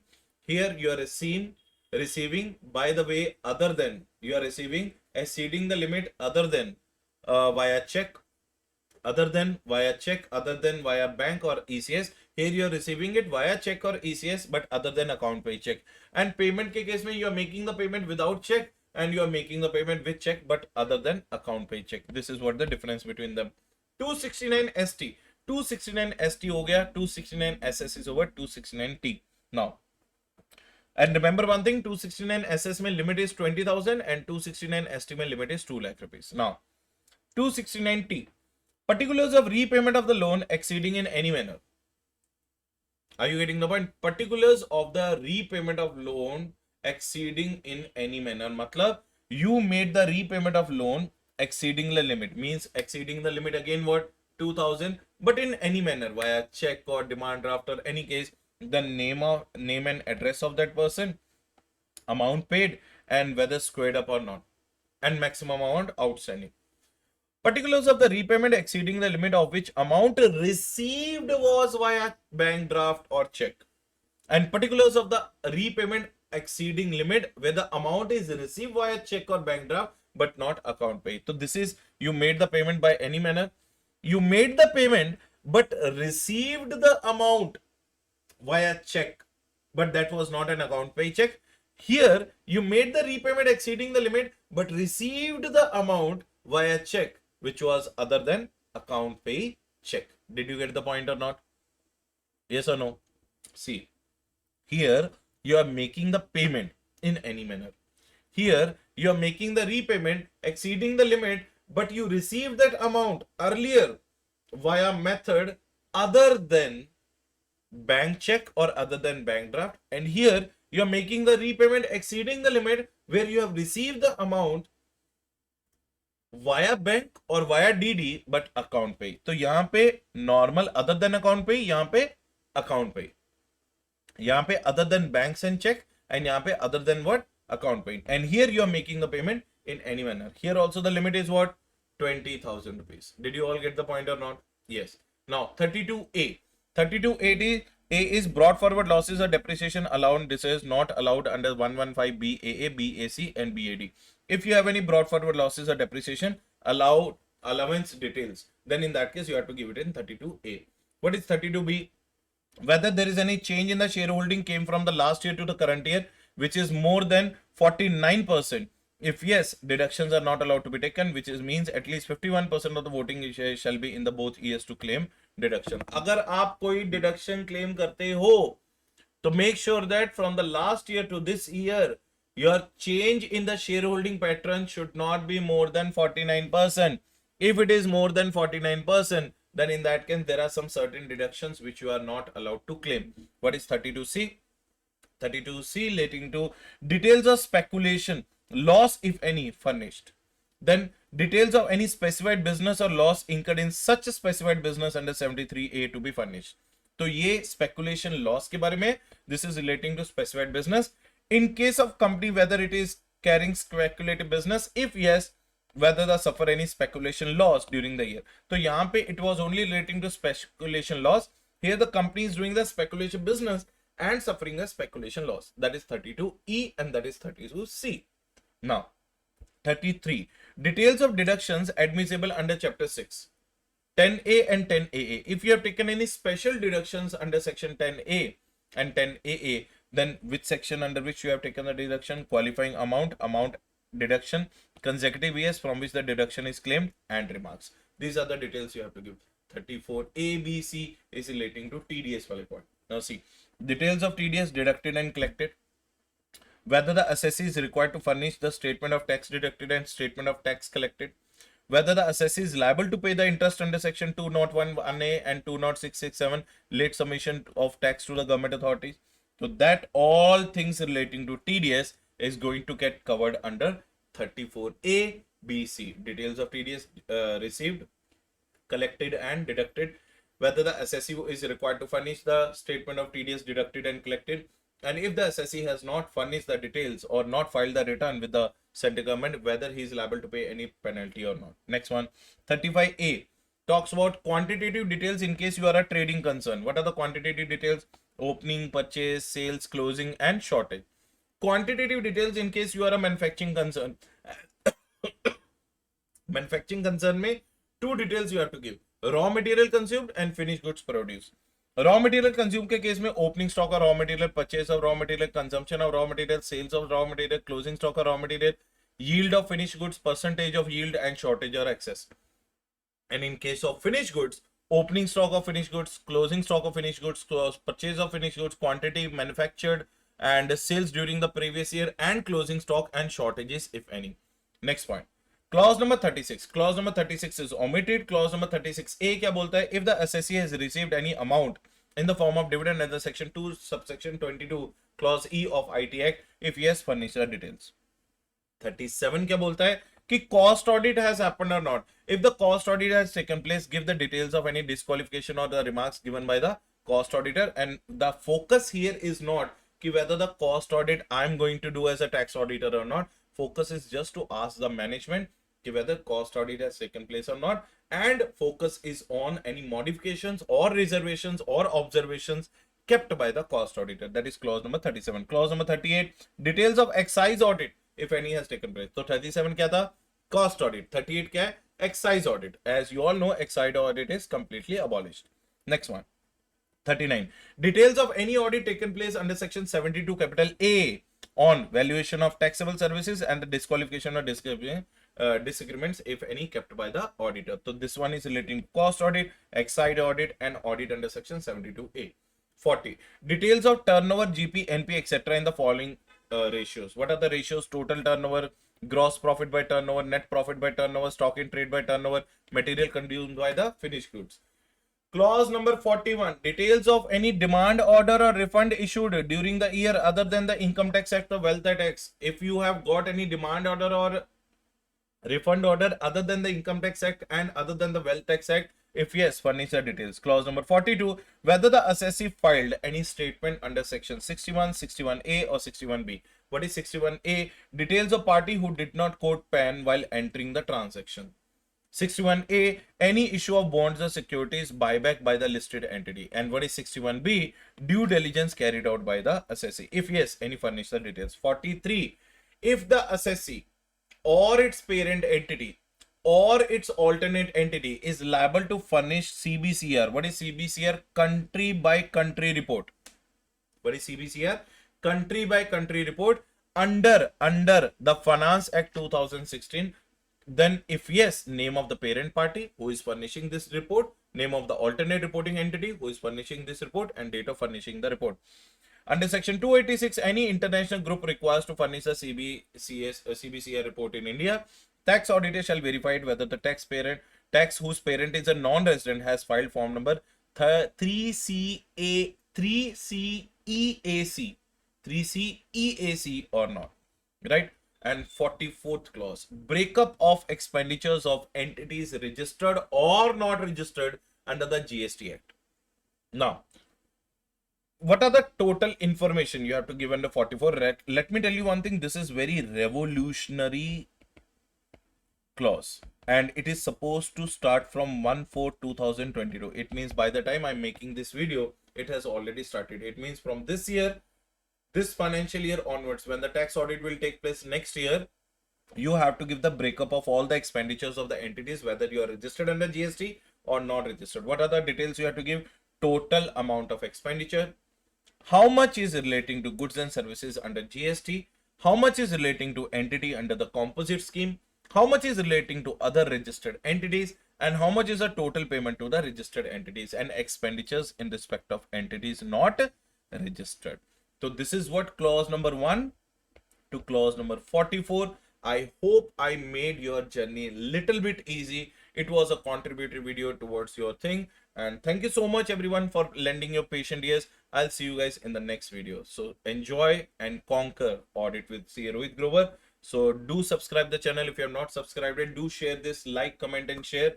Tell me your thoughts, what you think about this video, and do let me know if you are looking for, if your friends are looking for any kind of classes, right or not. Freshly recorded November 22 and May 23 for CA final auditing batch classes are available. My face-to-face batch is also planned in the first week of June in the Hyderabad. So those who want to attend, they can come to the Hyderabad and attend those classes as well. RRB also classes are available. So thank you so much everyone for lending your patient ears. Thanks a lot for patiently listening to this video. I hope I made it a little bit contributory towards the end.